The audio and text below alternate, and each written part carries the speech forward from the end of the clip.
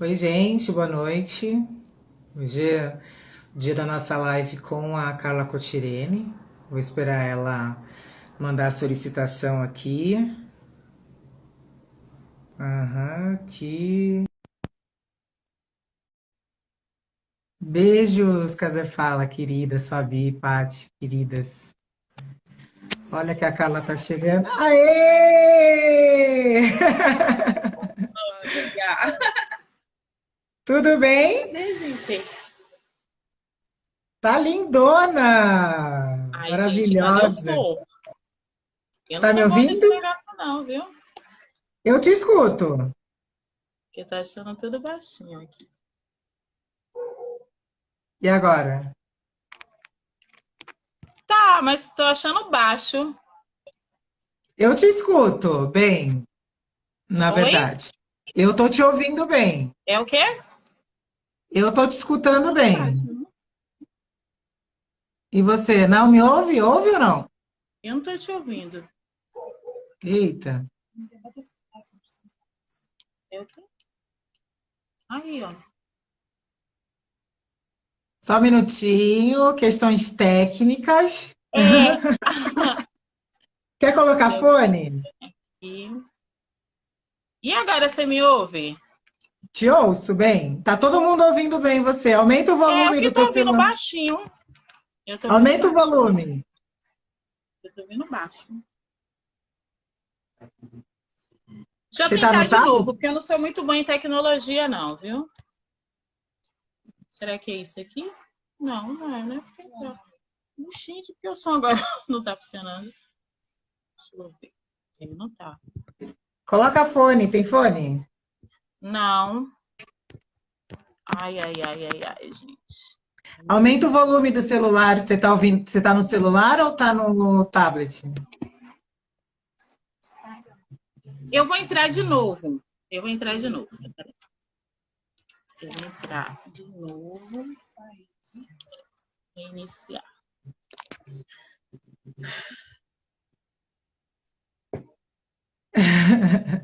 Ó, o pessoal disse que tá ouvindo bem, nós duas.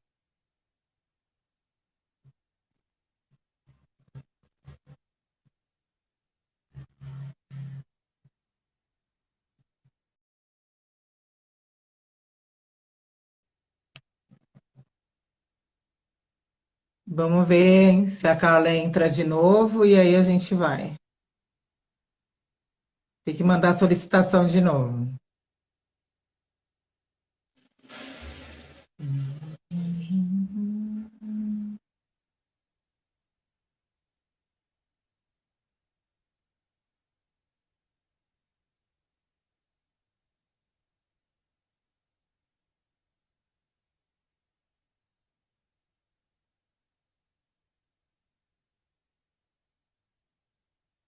Peraí, vamos esperar a Carla voltar, mandar a solicitação de novo.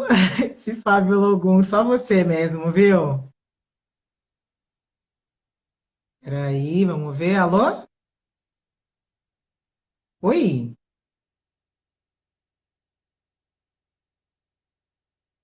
Tô, só um minutinho, por favor. Ah, eu entendi, eu achei que era a Carla.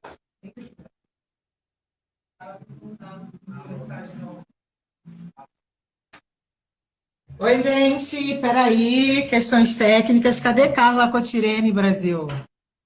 Carla Cotirene tem que voltar, solicitar de novo, ela ainda não solicitou.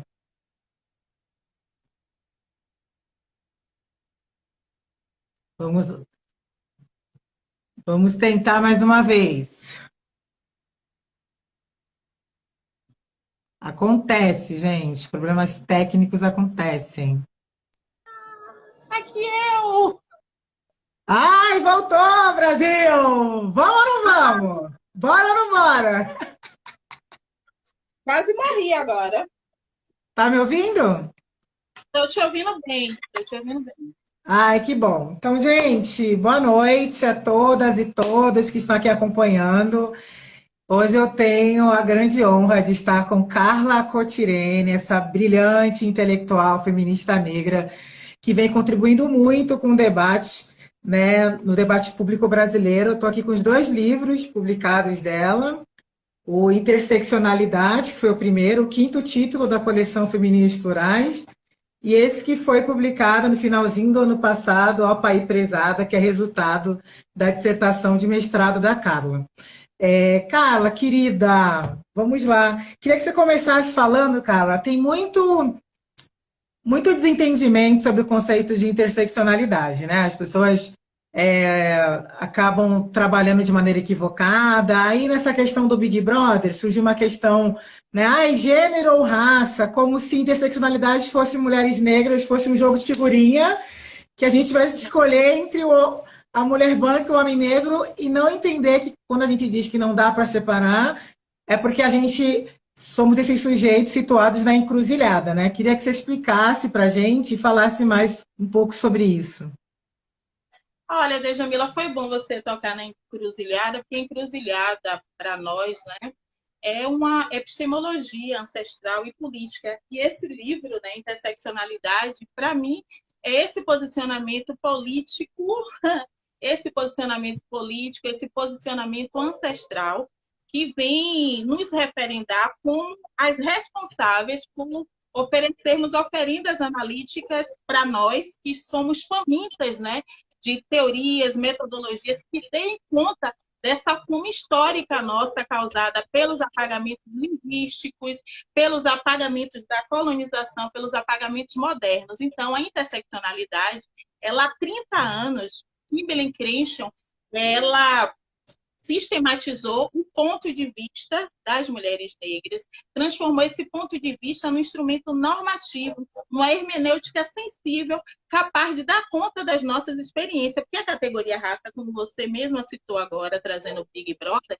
acaba representando todos os homens negros. E a categoria gênero, as mulheres brancas, a mulher negra, sem a interseccionalidade, ela não aparece. Nesse caso do Big Brother, a Thelma representa a interseccionalidade, porque ela está intersectada pelo racismo e pelo sexismo. Somente nós, né, mulheres negras, podemos oferecer para essa análise, né, um componente que não coloque o racismo como mais importante do que o sexismo, mas sim como estrutural, alavancando outras tecnologias de opressão. Então, como eu sou uma feminista decolonial, a minha preocupação nesse livro é mostrar que o padrão moderno, né, neoliberal, eurocêntrico e imperialista foi responsável, aliás, por essas tecnologias que colocaram as mulheres negras mais vezes nessas avenidas identitárias. Então, na avenida do racismo, do capitalismo, do sexismo, do heteropatriarcado. A fusão dessas avenidas, ao mesmo tempo, o fluxo intenso permitiu que a mulher negra fosse acidentada e, no entanto, o movimento feminista não teve condição de socorrê-la, porque veio ancorado apenas na categoria gênero, como a gente tem visto nessas leituras muitas vezes superficiais da rede social. A rede social tem utilizado a interseccionalidade nos últimos 5 anos, a academia a partir de 2001, mas a interseccionalidade ela foi apresentada pela primeira vez em 1989, quando a Kimberlé Crenshaw ela inaugurou um artigo, né, desmarginalizando a intersecção de raça e de gênero, pensando uma política antidiscriminação, uma teoria crítica feminista de raça, porque o que ela está dizendo para a gente é que o direito informa a classe e a justiça é informada pela categoria raça. Desse modo,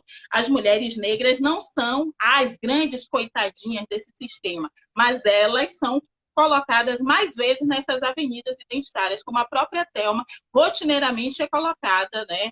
Na avenida de raça, na avenida de gênero, na avenida de sororidade, por conta dessas categorias que foram pensadas modernas não darem conta da nossa experiência. Arrasou, Carla. E acho que fica um debate muitas vezes instrumentalizado para esvaziar, né, uma questão que é tão séria para as feministas negras. E eu sempre falo quanto que é importante recorrer, né, ler o livro, entender o que está falando, e que o que a gente está querendo dizer não é escolher entre um e outro, um sujeito, né, homem negro ou um sujeito mulher branca, né? A Grada Quilomba traz muito isso no livro dela, né? Porque a gente está querendo é colocar em evidência as nossas experiências como mulheres negras que estão nessa encruzilhada, né? E o quanto que isso acaba sendo um desrespeito às produções de mulheres negras. Você não acha que quando se tem essas produções, as pessoas preferem ir para a birra ou atacar uma mulher negra, enfim, por causa de um jogo, em vez de se apropriar, né, desses entendimentos que a própria Lélia Gonzalez, como você traz muito bem aqui no livro, já falava sobre isso, né? Não, perfeito. Olha, o fato de sermos povos colonizados não significa que todos nós desenvolvemos essa ética de cuidado, que foi bem ancorada em Abdias Nascimento, por exemplo, que era um amigo, um panafricanista e amigo de Lélia Gonzalez. Realmente, o que eu tenho visto nas redes sociais é um profundo nível de despolitização e de formação política. Eu sou uma mulher que vai fazer 40 anos, eu convivi com Luísa Bairros, eu trabalhei com Luísa Bairros e eu, direto, era chamada a atenção por minhas práticas políticas. Então, por exemplo, se eu me relacionasse com um homem casado, né, sabendo que estava pauperizando outra mulher negra, Luísa Bairros dizia: Carla, você sabe que fulano de tal é casado e que ele está deixando de pagar a luz, água e dar comida às filhas dele porque está se mantendo escondido contigo?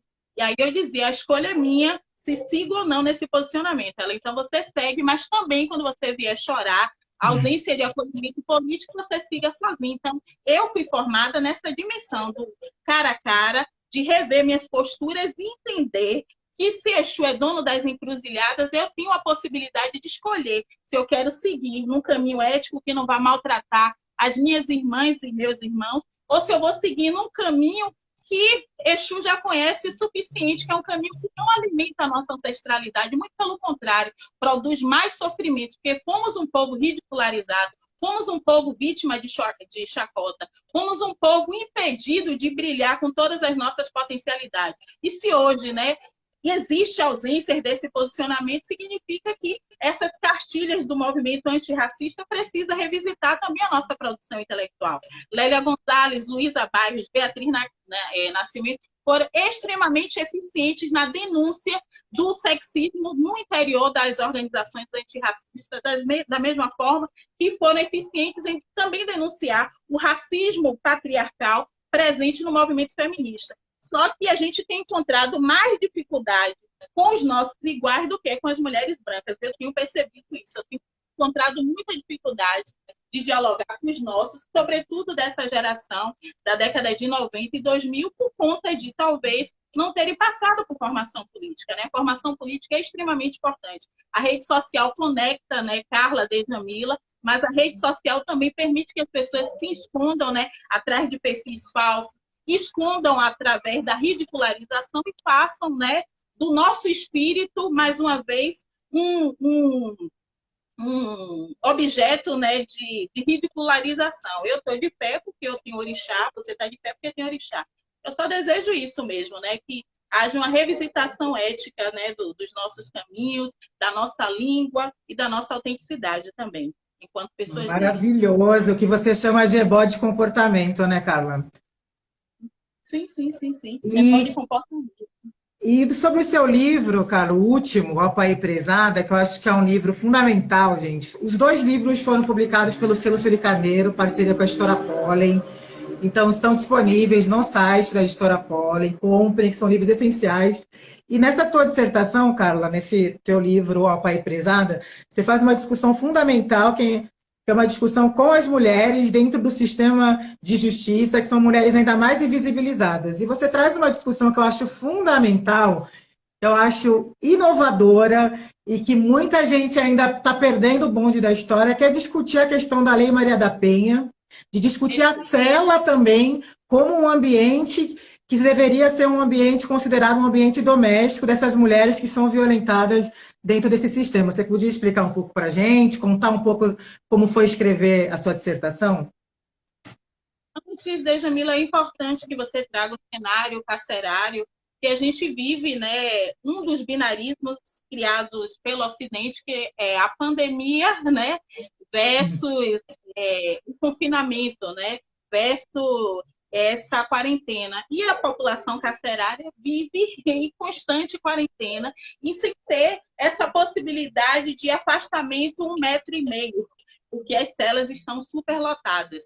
Então, quando você traz a discussão do encarceramento para a interseccionalidade, você me convida e convida, né, as pessoas que estão nos assistindo a perceber, sim, que a Lei Maria da Penha, que está, mais uma vez, na pauta do dia, porque com a pandemia e com esse confinamento forçado nosso, as mulheres estão sendo mais vezes, né, vitimadas pelas violências domésticas. A cela também é esse ambiente de violência doméstica, porque na cela convivemos com várias identidades. Muitas mulheres que foram aprisionadas a partir das representações de gênero, né, que entende que se você tem uma vagina, você é uma mulher, ainda que a sua identidade social, a sua identidade subjetiva seja masculina, você vai viver numa cela representando esse masculino viril em detrimento da lady, né, ou da piolho, né, que é essa representação masculina que se agride mais nesse sentido, a lady é a parte vulnerável da relação. Só que como ela já está privada de liberdade, né, o agente penitenciário não pode tirar essa mulher vítima de violência desse ambiente doméstico, porque aí já cai na lei de execução penal. Se ela grita, ela está sendo desobediente, ela está sendo indisciplinada, ela está sendo configurada como alguém que tem mau comportamento, e aí ela não vai conseguir os benefícios de remissão de pena, de indulto e outros previstos na lei de execução penal. Eu ainda insisto, né, nessa discussão, porque se nós temos total conhecimento da lei de execução penal, que é de 1984, é porque sabemos que a nossa população, sobretudo masculina, está privada de liberdade. No entanto, as mulheres brancas só conhecem a Lei Maria da Penha, que é de 2006, porque elas compreendem que a execução penal não atinge a sua experiência. É por isso que nessa pandemia tem se falado muito mais de violência doméstica e dos dispositivos de proteção das mulheres, olhando, sobretudo, uma experiência universal que atinge as mulheres brancas, do que a situação carcerária, que nos dizem respeito diretamente, que ficamos sozinhas e sozinhos, né, delegando expedientes e uma atenção política à população que está privada de liberdade. Então, a Lei Maria da Penha, ela vai aparecer nesse contexto, porque a prisão, ela é um microcosmo, ela é uma miniatura de todas as violências que a gente conhece aqui. Lá é lugar de ódio religioso, intolerância religiosa, como o Baba Sidney falou ontem, que eu assisti a live dele, né? Então, essa violência, ela é transferida para a cela porque é penitenciária. A penitenciária remete diretamente à penitência, ali é lugar do castigo, é o lugar da confissão, é o lugar do enquadramento do seu comportamento. E é ali realmente que babalorixás e alorixás estarão impedidos de cumprir a assistência religiosa que está prevista na Lei de Execução Penal, simplesmente porque, ainda hoje, a despeito de tecnologias que digitalizam, né, a expansão do corpo, somos obrigadas e obrigados, ainda que sejamos sacerdotisas e sacerdotes, a extensionar o ânus ou a vagina para visitar os nossos iguais. Porque antes de sermos religiosos e religiosas, somos pessoas negras consideradas suspeitas. Mas ainda que sejam negros e negras, evangélicos, essa imersão na identidade que remete ao branco cristão militar colonizador coloca muitos padres, muitos pastores e muitos obreiros na condição de pessoas insuspeitas e que, portanto, levam drogas, entorpecentes e celulares para dentro da cadeia. Então, é uma obra que eu gosto muito, porque a interseccionalidade, que parece tão teórica, e de fato tem um teor teórico, que é importante, porque se formos submetidos a apagamentos linguísticos, apagamentos epistemológicos, é importante que se diga que nós produzimos um conhecimento antes da teoria feminista elencar Simone de Beauvoir, Margaret Mead, John Scott, quem mais que eu posso citar? Eleonora, Teodoro, essas intelectuais todas, nós já tínhamos Sojourner Truth em 1851 na Convenção dos Direitos da Mulher em Ohio, dizendo, né, se Simone de Beauvoir, a gente até já conversou sobre isso, se Simone de Beauvoir diz que ninguém nasce mulher, a nossa Sojourner Truth foi muito mais ousada, muito mais sofisticada, porque ela perguntou, e eu não sou uma mulher, então ela disse para mim, né, o que é que tem aí nas suas pernas? Tem um pênis ou tem uma vagina? O seu olhar ocidental não pode supor que eu sou, antes de eu me apresentar com a minha identidade e com a minha subjetividade para você. Então, sem revisitar a nossa tradição de inseparabilidade da luta contra o racismo, o capitalismo e a heteropatriarcado, a gente não consegue desmantelar todas as mazelas que são continuidades do colonialismo a partir de 1452 e do neocolonialismo que dividiu o continente africano e ressignificou as nossas identidades. Por isso que a gente fica brigando se é só raça, se é interação de gênero com classe. Eu acredito que a raça ela é a centralidade da nossa experiência, porque fomos capturados enquanto não humanos, enquanto negroides, mas essa experiência ela foi imbricada de capitalismo, porque fomos vendidos como mercadorias e as mulheres foram estupradas, porque o estupro significou o trabalho de parto que foi produzindo mais vidas, essas vidas ganharam esse fetiche, né, que é essa forma ilusória que a mercadoria ganha, omitindo, né, todas as opressões e iniquidades que passaram por ali. Então, a Sojourner Truth eu adoro exatamente por isso, porque qualquer categoria que o feminismo se coloque como muito importante, eu consigo respondê-la a partir da experiência de Sojourner Truth. Maternagem obrigatória, eu digo, usando o discurso de Sojourner Truth. Eu tive 13 filhos e a maioria foi vendida pela escravização. Então, as mulheres negras não tiveram essa maternagem obrigatória também. E é isso, né? Incrível, gente. Essa mulher vai falando, a gente fica assim, né? Nossa, maravilhosa. Fala mais, fala mais. Já que você entrou nessa questão da maternidade, Carla, você traz uma discussão muito, muito importante sobre essa questão, né, do Ocidente, que vê a maternidade como algo ruim. Você traz essa visão, uma outra cosmovisão da maternidade das mulheres negras que não precisaram parir para ser mãe. Você pode falar mais um pouco sobre isso, sobre essa visão, né, da maternidade que você traz com algumas outras teóricas, como Arionque e várias outras? Sim, Bibi Bakari também, e Oironke Oyomi. Porque Oironke Oyomi, ela trabalha esse componente que muitas de nós feministas não lançamos mão, que é a matripotência, né? Se a gente revisita a experiência do próprio terreiro, a Ialorixá, ela tem filhos que não passaram pela dimensão biológica, como o Oironke vai dizer. A biologia tornou-se o fundamento de diferenciação do Ocidente. Por que somos negros? Porque os olhos ocidentais nos enxergaram como pessoas racializadas. Por que somos mulheres? Porque fomos lidas como pessoas que não têm o pênis, então somos esse outro, somos as mulheres.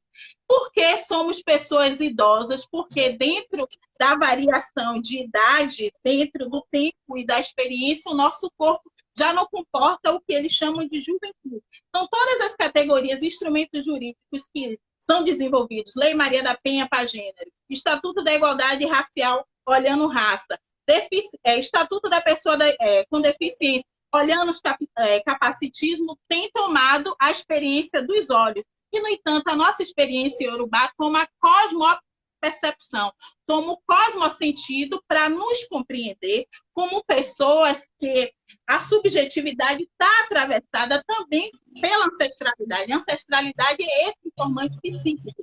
Então, existem pessoas mais velhas que aqui no Ocidente seriam lidas como crianças, mas que dentro da experiência iniciática seria considerada uma pessoa mais velha. Da mesma forma que a categoria mãe, que para o Ocidente é uma categoria de outro, né? Alguém que foi filha, se tornou esposa e se tornou mãe, não serve para aplicação da experiência iorubá, como vai dizer Oironke Oyomi, porque gênero, além de ser uma categoria colonial, ela não dá conta, essa categoria, do fato da mãe já ser uma categoria geracional de antiguidade. Era a categoria de matripotência. A mãe sempre será uma mais velha. Então, para mim, é muito importante, porque na matripotência você não está tomando aspectos anatômicos, fisiológicos e morfológicos, como acontece no Ocidente. Então, você tira a lógica do corpo e é informada por outros princípios organizacionais que pela antiguidade, sendo que Aiá, a mãe, já é uma mais velha, por conta de a maternidade dentro dessa filosofia ancestral, dentro dessa filosofia nossa africana, não perpassar direto a experiência do corpo, né, do corpo biologizado. Então, veremos, como eu disse, né, Carla, eu, né, rodo com Xangô, e nem por isso Xangô vai me impedir de ser tomada pela sua energia, porque eu não tenho pênis, porque ele não está sendo informado na minha linhagem pela morfologia, pela anatomia. No entanto, você dificilmente vai conseguir representar Jesus Cristo, porque Jesus Cristo, para o Ocidente, é essa figura masculina e a espiritualidade dele remete todo o contexto masculino, patriarcal, ainda que tenhamos, né, acesso e reconhecimento da bondade, generosidade, dos valores, né, que perpassa a experiência de Jesus Cristo no Novo Testamento. Ah, incrível. Vamos continuar nesse gancho? Você pode falar de Oxum, porque a Oriente também vai falar, né? Então, eu gostaria que você falasse, pensasse isso através dessa divindade maravilhosa que você representa tão bem, Oxum, também pensando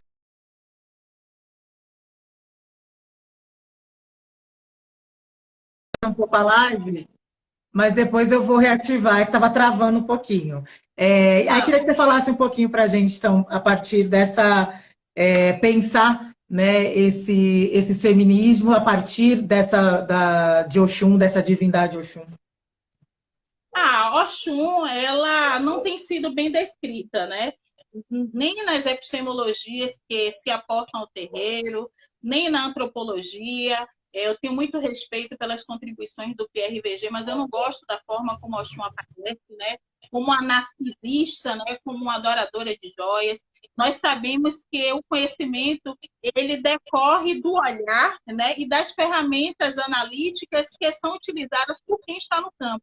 Então, logicamente, que um francês branco, ainda que tenha toda a credibilidade de ter se filiado a uma religião de matriz africana, ele também tem seu pertencimento de gênero, de território para fazer essa pesquisa. Então, eu acredito que nós, aqui, pela dificuldade de tradução das nossas intelectuais, temos nos alimentado de um Oxum que não condiz com a matripotência das mulheres iorubás, que não condiz com a nossa participação no espaço público, já que Oxum é uma Ialodê, é aquela que está reivindicando as premissas que interessam às mulheres sem abrir mão da cozinha, porque o nosso feminismo clássico, hegemônico, tem dito que a mulher saia da casa e vá para o espaço público, e Oxum representa essa que manja de cada segredo da panela. Ai de orixá, se não tiver a sua comida certa para responder o caminho da gente. E Oxum sabe de todos esses segredos. O útero é tão importante quanto o falo, né? Se Exu tem um falo que representa esse poder, o útero também tem toda a importância que não é considerada relevante dentro da pauta dos direitos sexuais e reprodutivos, nem mesmo como símbolo de emancipação das mulheres, né? Eu estava lendo recentemente uma tradução do filósofo Juan Flor, e lá está dito sobre a matripotência de Oroqueu e Omi, que para uma mulher de Oxum, é uma grande ofensa ela não ter dinheiro para comprar suas próprias coisas. E, no entanto, Oxum é caracterizada, né, no arquétipo das mulheres que se fazem de mole, que não gostam de trabalhar, né, que sempre estão se encostando em alguém para ter as coisas. Eu, como uma mulher de Oxum, já comprei gás, já empurrei carro de cachorro-quente, já puxei corda, vendo muitos homens, inclusive homens com arquétipos, né, de guerreiro, que rege as terças-feiras se encostando, por exemplo. Então, essas narrativas não dizem respeito à nossa subjetividade. Lélia Gonzalez, aquela que disse: se o lixo vai falar e vai falar numa boa, era uma mulher de Oxum. Maravilhosa. Gente, maravilhosa, né? Fala sério, eu fico só babando.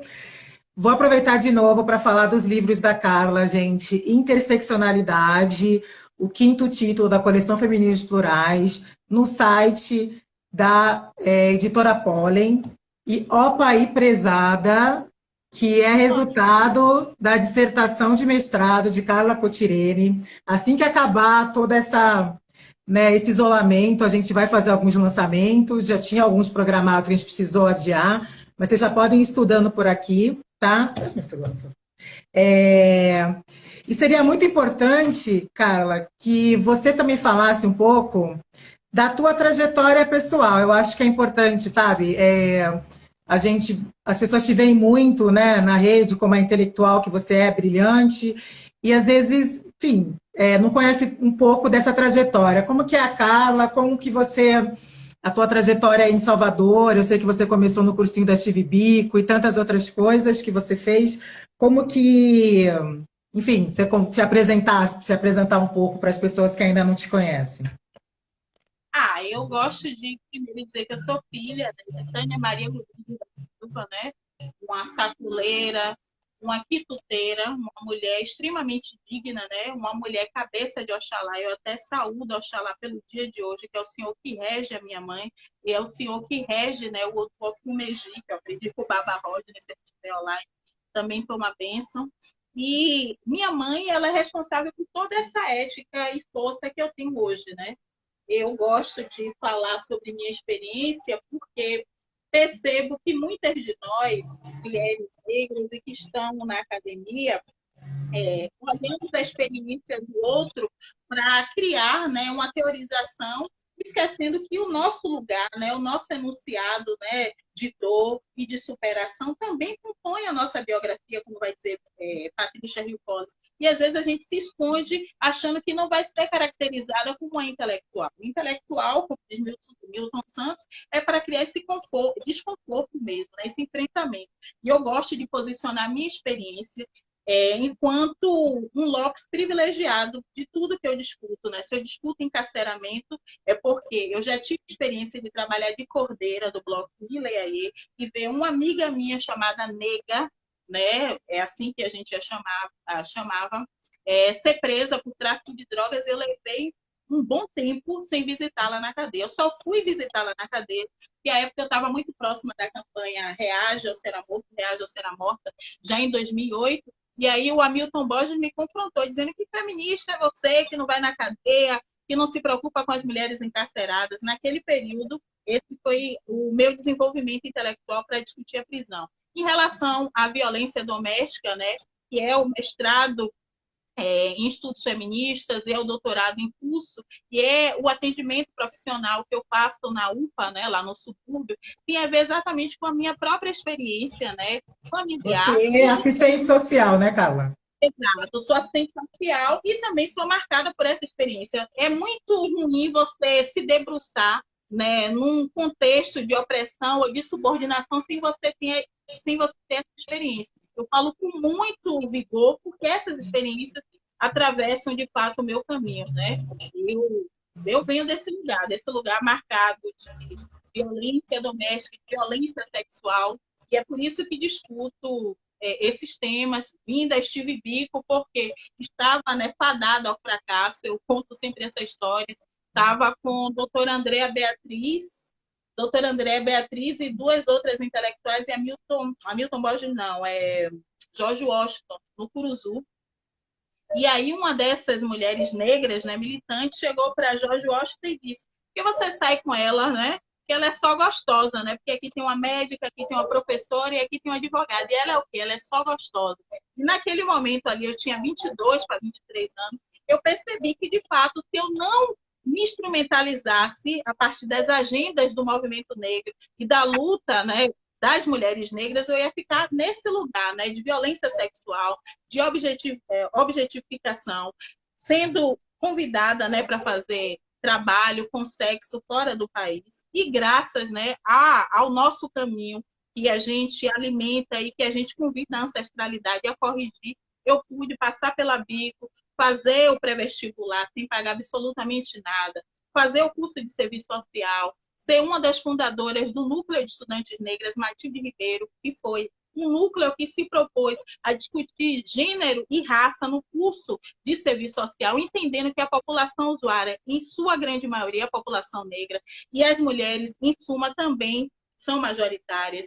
Depois o mestrado, né, no PPGNI, e agora o doutorado. Ambos eu estou discutindo racismo e sexismo institucionais, né, no sistema prisional, e agora no doutorado as audiências de custódia, né? Eu assisti inúmeras audiências de custódia para perceber de que forma as ausências de letramento do ponto de vista banto e yorubá têm impossibilitado, né, da corte, né, colocando aí uma fala mais moderna, né, entender esse lugar de criminalidade das pessoas que são dependentes de substâncias, mas que poderiam estar tendo tratamento em saúde. Da mesma forma que percebo que, a despeito da gente reclamar que a Lei Maria da Penha tem encarcerado muitos homens negros, eu assisti todas e não teve nenhum homem que foi preso, né, por conta de Lei Maria da Penha. Ao contrário, tem medidas cautelares e o que eu percebo é que a tornozeleira é a nova forma de você marcar o corpo negro, né? Porque muitos homens negros que passaram por ali foram homens, né, que saíram de lá com tornozeleira eletrônica, foram obrigados a afastar do lar. Quando não tem celular, né, tem que ficar sob custódia até encontrar um celular. Então, são esses caminhos que eu encontro, né, de forma descolonial para fazer a minha contribuição política e epistemológica à luta antirracista e à luta feminista negra. Perfeito, Carla. Isso que você trouxe, né? Eu acho que é fundamental para a gente discutir feminicídio, né? A gente tem um número altíssimo de feminicídio de mulheres negras no Brasil. Você é uma assistente social que atende mulheres vítimas de violência no seu dia a dia. Você acha que falta dos movimentos negros esse olhar para a discussão do feminicídio? Djamila, eu acho até que não deveria ter lei Maria da Penha, deveria ser lei Beatriz Nascimento. Mas a lei não é lei Beatriz Nascimento, exatamente porque a luta antirracista ela não se reveste de um teor antissexista, antipatriarcal.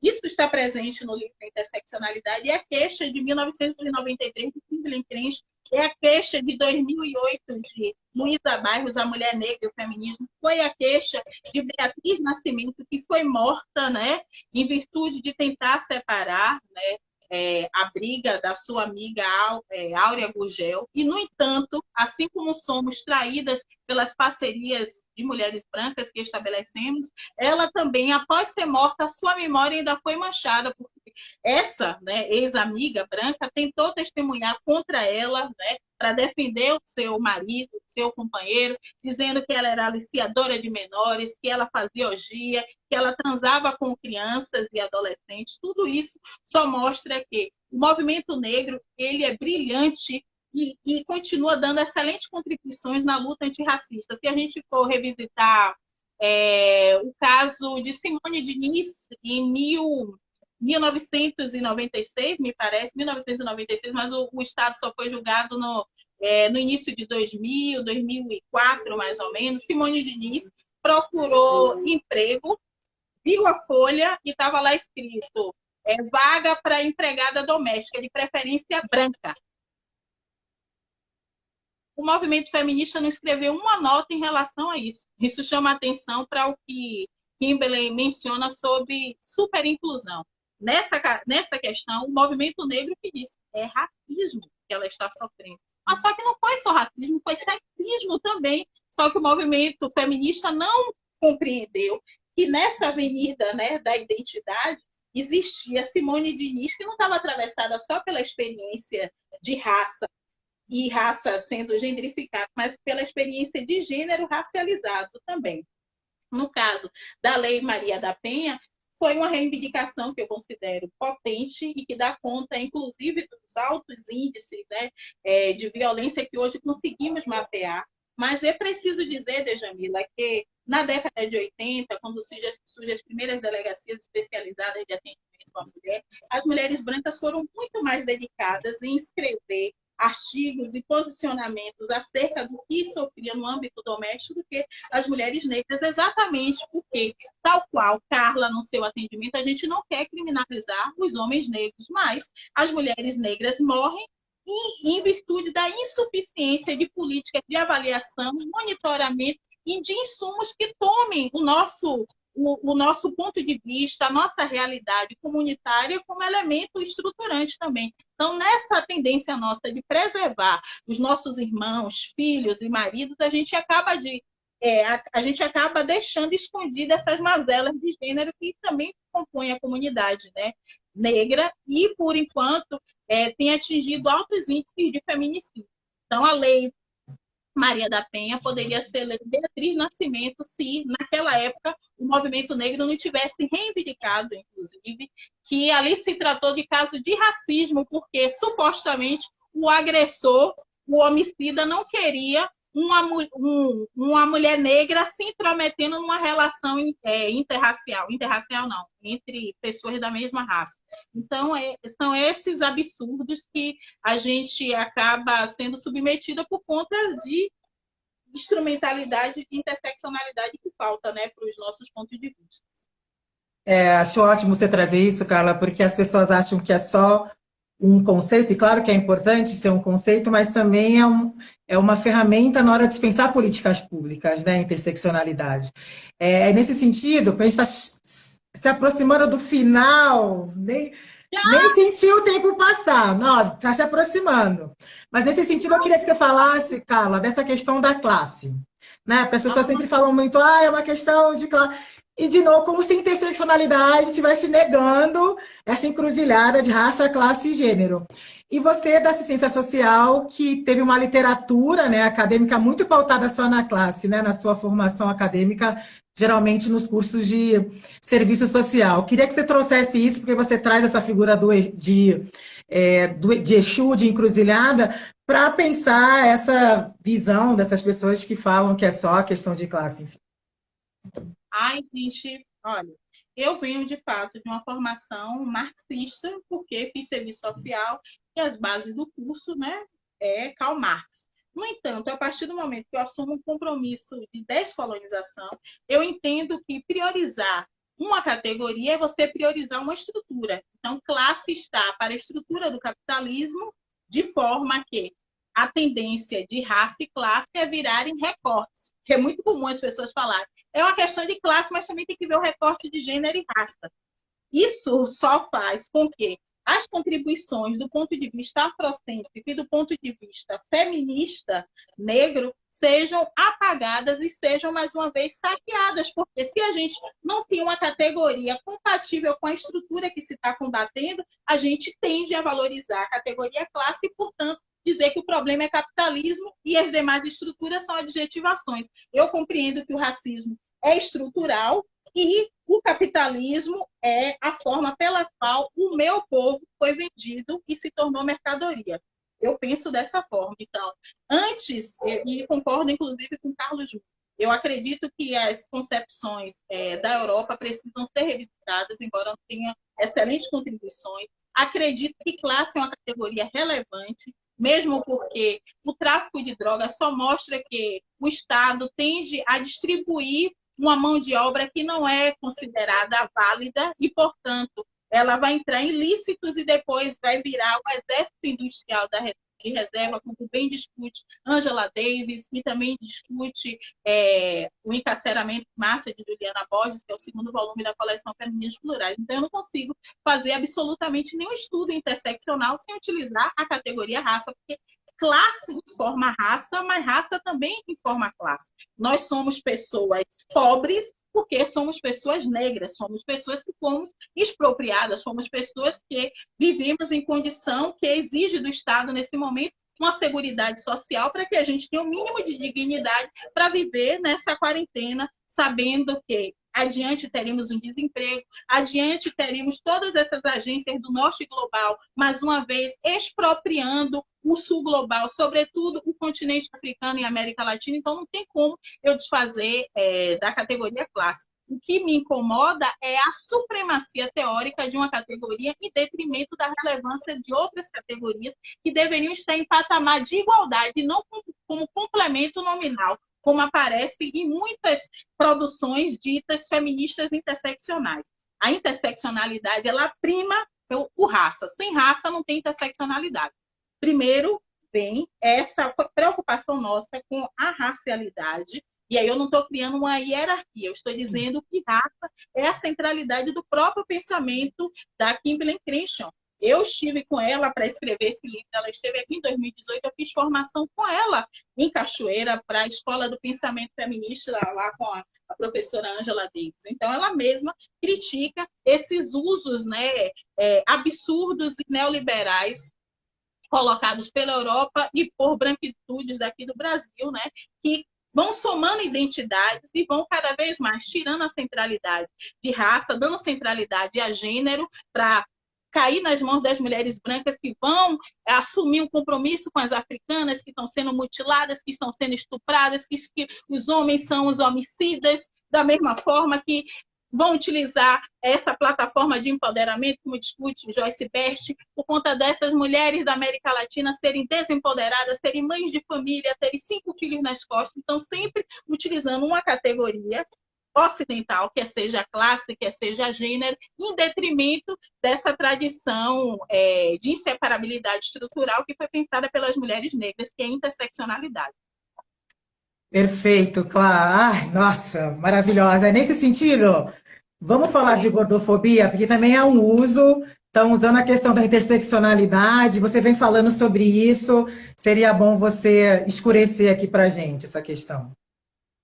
É isso, olha, gordofobia, bullying, preconceito contra o meio ambiente, nada dessas categorias são categorias, para mim, consideradas estruturantes do pensamento interseccional. São categorias emergentes e elas não podem disputar as estruturas que são históricas do racismo e do sexismo. Essas duas estruturas, para mim, são fundantes, inseparadas e depois enoveladas pelo capitalismo. Gordofobia, para mim, é só uma forma, como diz Patricia Collins, da gente competir a opressão.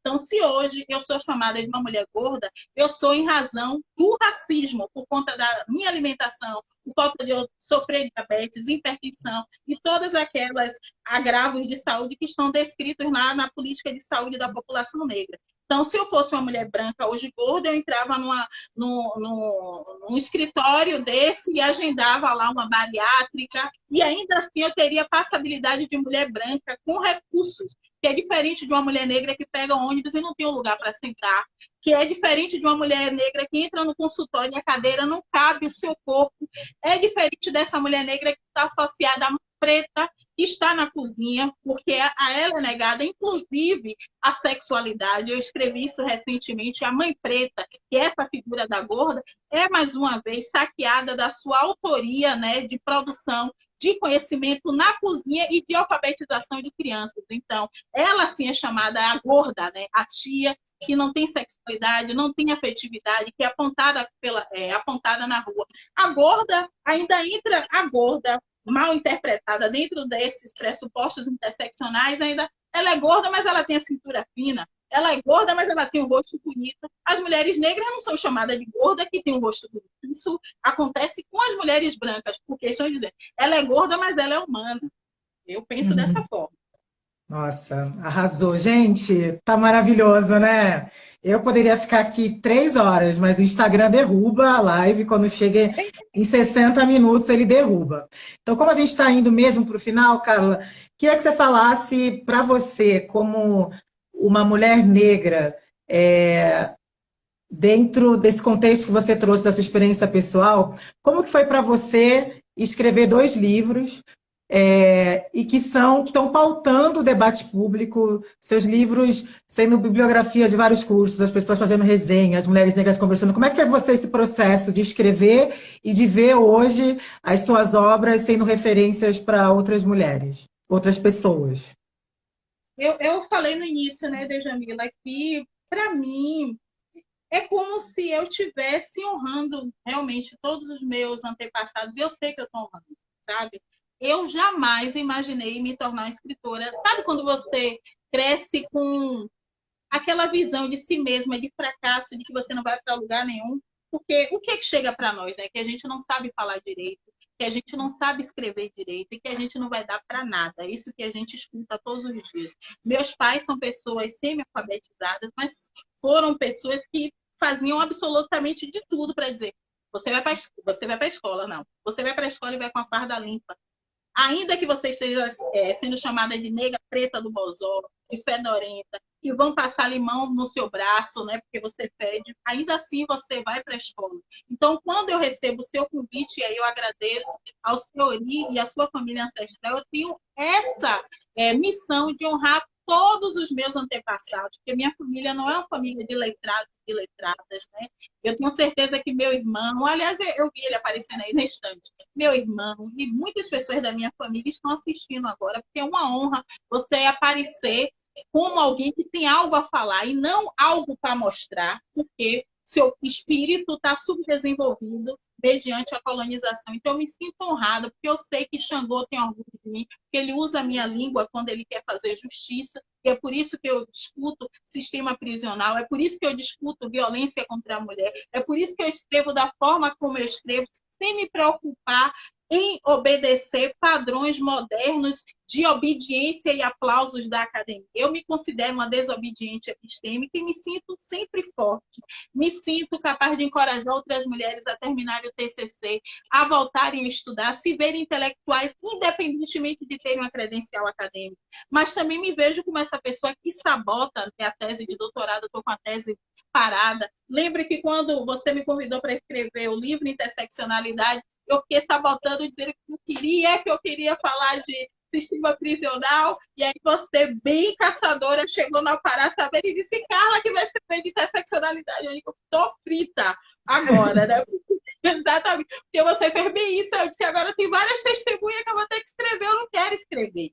Então, é muito importante que a gente crie esses desafios e que a gente também promova a coragem que está na outra adormecida. Quando você me convida a escrever e também não corrige uma linha do que foi escrito, respeitando o meu ponto de vista, você está respeitando a minha ancestralidade, você está ressarcindo toda a nossa linhagem que foi impedida de ler, de escrever, de ser aplaudida, de ser citada. A política de citação nada mais é do que a nobreza, né, para o nosso povo. E eu me sinto orgulhosa. Sei que temos 2 livros, mas ainda vou escrever muitos e muitos livros, que eu estou me aperfeiçoando e me instrumentalizando para isso. Muito obrigada pela oportunidade mesmo. Viu? Ai, minha irmã, imagina, é uma honra ter você, essa mulher de Oxum, escrevendo o 5º título, né? Como você já bem disse. Levei Eu como sou eu sou uma grande admiradora, você sabe, já te acompanhava virtualmente e me encantava pelo seu escrito, mas eu também me encantava muito com a sua postura ética, que você sempre teve. Há anos que a gente tem amizade nas redes sociais, a gente só foi se conhecer pessoalmente muito tempo depois, mas eu olhava você e falava, essa mulher tem postura ética, o modo como você se comporta, o respeito que você tem pelas outras mulheres, o respeito que você tem pelas pessoas que têm perspectivas diferentes de você, a tua postura ética, esse seu jeito de abraçar, essa sua generosidade é algo que sempre me chamou a atenção, eu acho que é importante a gente falar isso aqui, para além do seu brilhantismo intelectual, que é algo que me deixa embasbacada sempre, você sabe, eu sou apaixonada por você, a gente tem um relacionamento que as pessoas não sabem, na verdade. E, pra... e agora, os últimos minutos são seus, Carla. Fala o que você tem agora nesse momento que a gente está vivendo, ou para quem que se destina teus livros, o que você gostaria de falar nesses minutos finais para as pessoas que estão nos acompanhando, milhares, é o recorde, bati o recorde aqui de visualização de live, para as pessoas que estão acompanhando, o que você gostaria de dizer, enfim. O momento é seu para falar o que você quiser. Ai, gente, olha, primeiro dizer que a gente precisa honrar essas mulheres que são apagadas. Hoje eu estava assistindo o pronunciamento, né, do presidente que foi eleito pela branquitude, pela hegemonia. Ele falou de Marielle de uma forma que me doeu profundamente, né? E o livro Interseccionalidade, ele é aberto, né, como um ebó de caminho em memória a Marielle Franco. É um poema, né, de Deise Fatuma, que está aqui. Ela diz que nós precisamos. Eu gostaria de ler esse pedacinho aqui. Claro. Eu acho mais justo até, né? Porque eu fico tão emocionada, né? A bala do racismo, do capitalismo, do sexismo não nos mata. Meu sangue, quando jorra, molha e nasce muitas de mim. Isso é muito importante. Ainda que diariamente, né, alguém diga que você roubou, que você está suja, eu estou falando diretamente para as mulheres e também para os homens negros e outras populações consideradas indesejáveis, né? Ainda que diga que você é sujo, que você não é humano, que você não é trabalhador, que seu currículo é indigno, que seu cabelo está fedendo, que você não deve aparecer na televisão, que você não tem condição de educar sua filha, que você não sabe escrever direito, que você não vai terminar sua graduação, que você não precisa voltar a estudar à noite, que você vai ser para sempre faxineira, que você vai ser para sempre morador de rua, que você vai ser para sempre alguém inadimplente com as contas que você assumiu pagar. Lembre-se que as balas, que não são somente essas balas que atravessam o corpo, mas que atravessam a nossa espiritualidade para açoitar o nosso espírito e tirar a nossa nobreza, não vão conseguir derrotar a gente. A gente precisa assumir, como diz Baba Rodney mais uma vez, a nobreza e a potencialidade do nosso Ori. Eu tenho feito esse esforço tremendo, sabe, de me assumir uma pessoa grande, de assumir uma pessoa vitoriosa. Eu vou fazer 40 anos agora, me sinto muitas vezes uma menina com medo, sabe, de ir mais adiante, mas quando eu penso, né, em Marielle Franco, quando eu penso em você, quando eu penso em Tânia Maria Rodrigues da Silva, que levantou uma casa em cima da outra, desafiando a aritmética e todas as construções de conhecimento, dizendo que no prato, né, que vai um feijão, dá para botar água para comer mais 2, mais 3, porque isso é a nossa sabedoria. Eu penso que a gente pode ir muito mais adiante, porque quando a gente lança o quinto, é porque vem o sexto, o sétimo, o oitavo, o nono, porque nós somos essa água no feijão. A gente não é uma hóstia na boca de cada um, não, porque nós não somos egoístas, nós somos uma comunidade. Eu me sinto assim, uma comunidade de mulheres me corrigindo, me emancipando e possibilitando que outras mulheres também se emancipem. É isso. Ai, maravilhosa, Carla, você é incrível. A grandeza do seu Ori, do seu caminho, e cada vez mais eu tenho certeza que você vai entender o quão grande você é, o quão você muda a vida das pessoas, e é uma honra caminhar junto com você. É uma honra ter você no mesmo barco. Só isso que eu tenho para te dizer. E, gente, ó, de novo, interseccionalidade. Vou ativar aqui os comentários para vocês mandarem muitos beijos para Carla, porque ela é divina e maravilhosa. Ó, pai prezada, todos pelo site da Editora Pollen. A gente está com uma promoção bacana da coleção Femininos Plurais, com frete grátis. Você pode montar o seu combo, pode comprar todos. A gente acabou de lançar o 8º ontem, que foi do pai Sidney Nogueira, essa grande referência, o Babalorixá Sidney, Intolerância Religiosa. E o Pai Prezada, para você, de fato, que estuda sobre encarceramento, não tem como estudar sem ler esse livro aqui de Carla Cotirene, que é uma grande intelectual e que está aí pautando o debate público, né, Rose Preta? Beijo para você. A Rose tem que mandar um beijo para ela, senão, Carla, mande um beijo para a Rose, para a Rosiane. E é isso, gente. Espero que vocês tenham gostado. Carla, bateu assim os picos de visualização, porque você é um sucesso, porque você é grande. As pessoas estavam aqui querendo te assistir, querendo te escutar. E o quanto que Carla Cotirene é uma mulher incrível, que criou um projeto muito importante, o Para Saberes, para auxiliar os nossos e os nossas a entrar no mundo acadêmico. A Carla, que tem essa trajetória política brilhante, essa grande pensadora, sigam ela no Instagram, quem não segue. Convide para a palestra, paguem as palestras, valorizem essa intelectual brilhante, porque a Carla é uma das maiores que esse país já produziu, e é uma grande honra, Carla, caminhar com você. Fora que você é maravilhosa, linda, cheirosa e tudo mais, porque eu tive já esse privilégio, né, gente? Você de mim, eu tô percebendo, viu? Você sabe? Eu tenho nó de leão, eu tenho nó de leão, Vênus em Gêmeos na casa de leão. Ó, e Carla vai fazer aniversário 5/5, tá, gente? Mandem presente para ela, tá? Taurina, 5/5 vai fazer aniversário, mandem presente que ela gosta.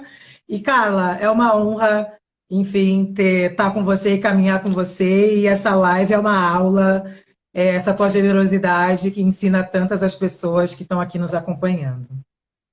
Te amo muito, obrigada, viu, minha irmã? Te amo. Te amo, minha irmã. Tchau, gente. Até a próxima. Obrigada por ter acompanhado.